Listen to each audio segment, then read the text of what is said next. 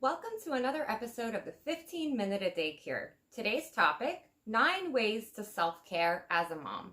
Hi, I'm Margot Staten of BeGoodToYourselfByMargot.com and welcome to my channel. Here, I teach you simple strategies to improve your quality of life. If you're new here, lovely to have you. I release new videos every Wednesday at 5 p.m. So let's jump into today's topic. Self-care tips for a mom. So I'm a mom of a 7-year-old, and kind of self-care, rather taking care of myself, is pretty low on my priority list on a daily basis. And I'm sure if you guys are moms, it's probably the same for you. You know, we feed our kids before we feed ourselves. You know, we bathe them, we take care of them. Everything is kind of for our children, you know, between the homeworks and, you know, the play dates, dropping our kids off to school, picking them up, holidays, birthdays, everything is about our children, which is wonderful, right? But what ends up happening is we are left extremely exhausted by the end of the day. Now, I'm also not only a mom, I'm a single mom, but I'm also a working mom. I have multiple jobs, and kind of balancing, you know, all of my jobs, you know, my full-time job, my business, my teaching, all of that, as well as being a mom, as well as taking care of our dog. I mean, all of these things are full-time jobs on their own. So when I think about self-care, I'm just like, yeah, I kind of will get to it maybe next week. The issue is that if we don't take care of ourselves, we're too exhausted to take care of others. So while, you know, self-care as a mom can seem like something that's not really high on your priority list, it really should be, because even from my own experience, you know, once I started sort of dedicating more time to myself, and I'll go through the 9 tips that I recommend and that I use every single day, I started having much more energy. I was much more productive, more efficient, and overall a happier woman and a happier mom. So here are the 9 tips. Number 1, don't forget to eat. So many moms that I work with, you know, when we kind of talk about, you know, their daily routine, breakfast, lunch, and dinner doesn't really exist. Maybe, you know, we have sporadic meals here and there, or if you're like me, you're just kind of like finishing off where your kid didn't eat. But it is really, really important to eat. Now, I am somebody who kind of forgets because I get so consumed by what I'm doing throughout the day, and I'm super duper busy. So I actually have alarms that go off that remind, as silly as that may be, that remind me that I need to kind of get up and have a meal.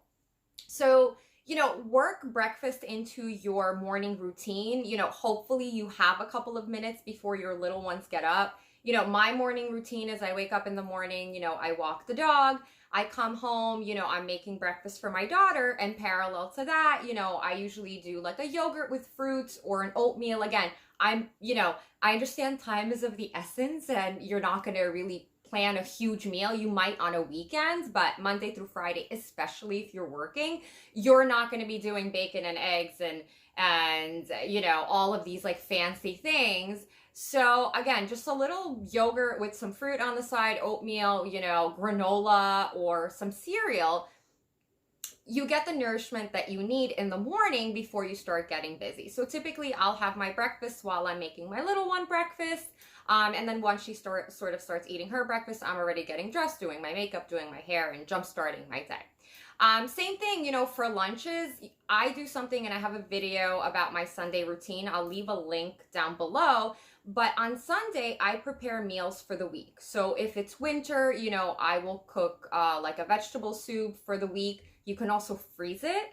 If you have little kids that love soup, that's fantastic. You can kind of just freeze them in ice cube trays and kind of just portion control it and take them out as you need them. I also will cook things like pasta and roasted vegetables and, you know, potatoes, things that don't spoil. I dedicate 2 hours of my Sunday to meal prep.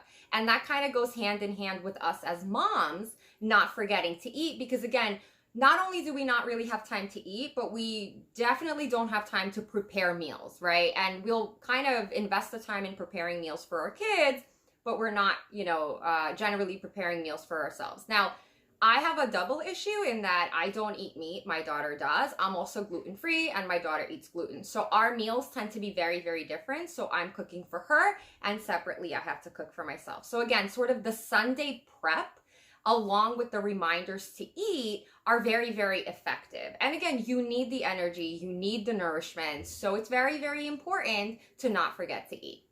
Number 2, exercise.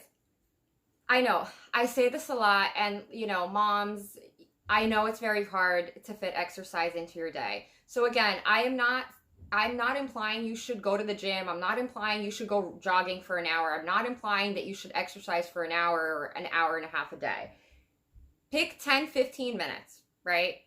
For example, I work from home, and again, I'm always sitting too, right? So it's nice to have an alarm. I preach alarms, right? Alarms are my friend. I have so many going off. Get up. I put on YouTube. I put on some Zumba. I do it for 10 minutes. I also drink an entire bottle of water while I'm exercising. And again, I'm feeling much more energized. And not only that, typically I kind of work up an appetite. And after I exercise, I drink some water. I can kind of sit down and have lunch. Again, it's 10 minutes of your day. I wouldn't do anything, crazy. And obviously pick 10 to 15 minutes out of your day where you can do this, right? It shouldn't be 15 minutes before you're about to rush out of the house and pick your little one up from school, right?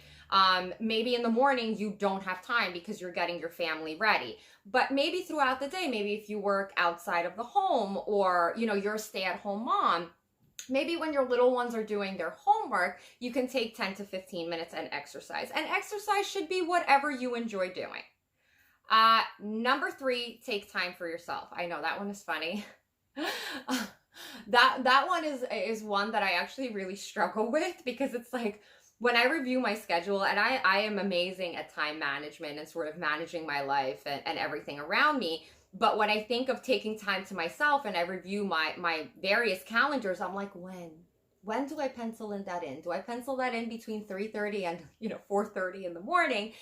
So taking time for yourself, again, we are busy being moms, right? But being a mom should not define us, right? We are also women, we're entrepreneurs, we work, or, we're partners, we're daughters, we're sisters, but, we have to take time to just being us, and taking time to yourself, maybe, it's not possible for it to be a daily practice. I admire women that have large families and 3, 4, 5 children. I have friends who have like 3 kids, and I'm like, oh my goodness, like, you work full time, you have 3 kids of various ages, you do your homework with them, you schedule in playtime with them and play dates and this. It is truly admirable just how many things a busy mom can accomplish. If you're that good at organizing your day, you can fit in a half an hour to take time to yourself. Taking time to yourself could be really anything. It could be kind of sitting, like, this is my favorite chair in my house, maybe not every single night, but every other night I will kind of cuddle up into my chair. My dog will sort of jump on my lap. My daughter will kind of just be sitting on the couch, whether, playing her iPad or reading a book. And I kind of just enjoy the quiet. And I might watch something on TV, I might read, I might, even be on my phone, whatever it is, but it's kind of my time. So if you can, kind of disconnect from all the chaos and all the wonderful work that you do on a daily basis, and just take a little bit of time to yourself. Number 4 is manage your time. Again, being a mom just comes with the territory of always being overwhelmed and always being stressed out. We have a lot of things that we do for our kids, whether you're taking your little ones to soccer or to ballet, or dropping them off or picking them up. And again, like I mentioned, play dates. Right now, Halloween is around the corner. I love to plan events for my daughter with her friends. So I create little, invitations in Canva, and I send them out, and we sort of all meet in the neighborhood, and we collectively, go trick-or-treating. And same thing for maybe Christmas. So again, a lot of things go on all the time. Right? All the time. And, sometimes our little ones unfortunately get sick, and that kind of throws our entire schedule out the window. I mean, things come up. Being a mom is a full-time job. It really, really, really is. But it's, time management is a wonderful self-care practice. I know that a lot of people don't think of time management, or rather, being good at time management as a good self-care practice, but it really is, especially when you're a mom.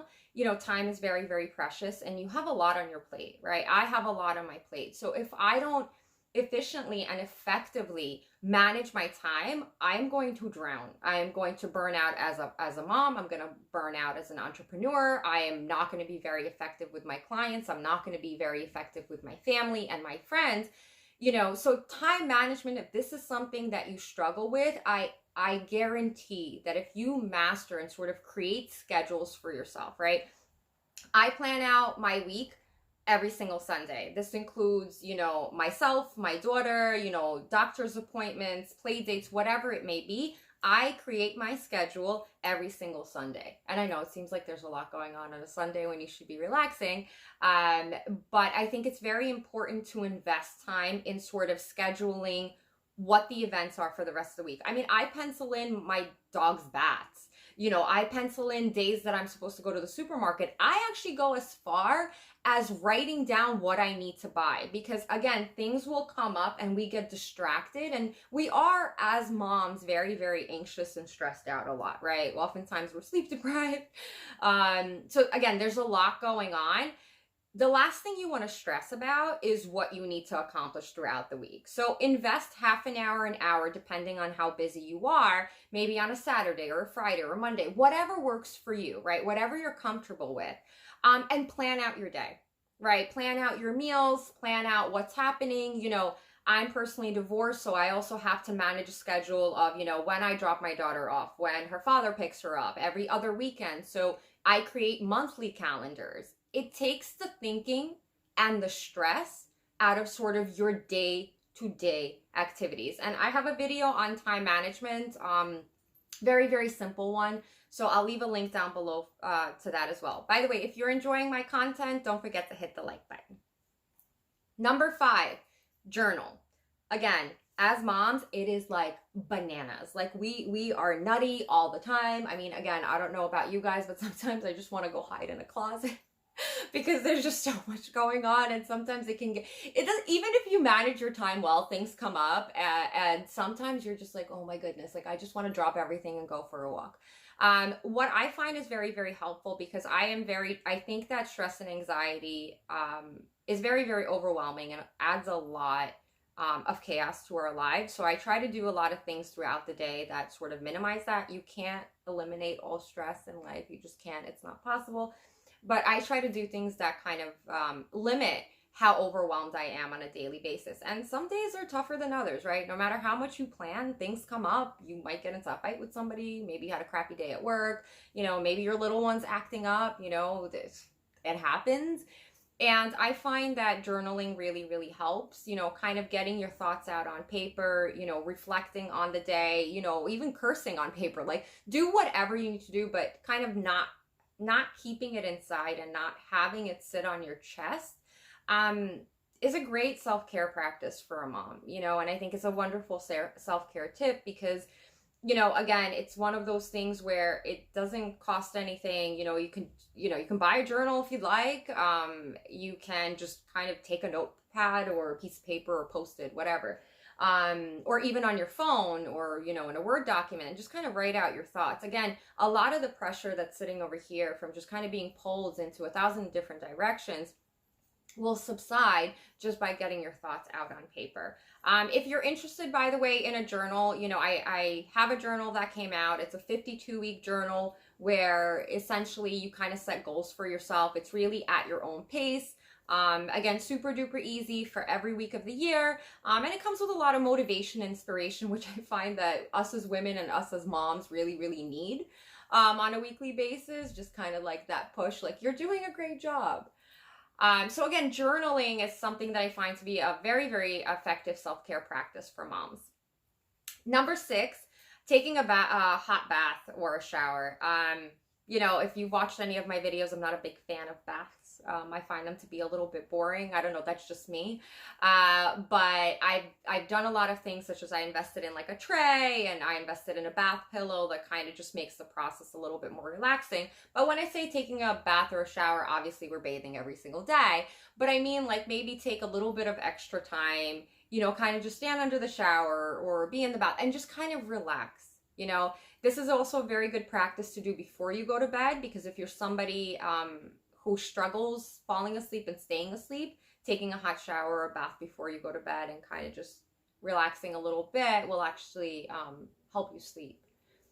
Number 7, go get a cup of coffee or something. And again, if you don't drink coffee, maybe a cup of tea or stop by a cafe. Do something that's not your typical daily grind.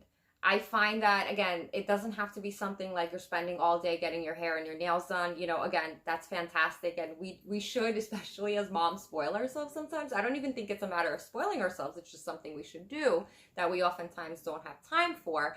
But even something like, maybe you have a lunch break during the day and it's not time to pick up your little ones yet.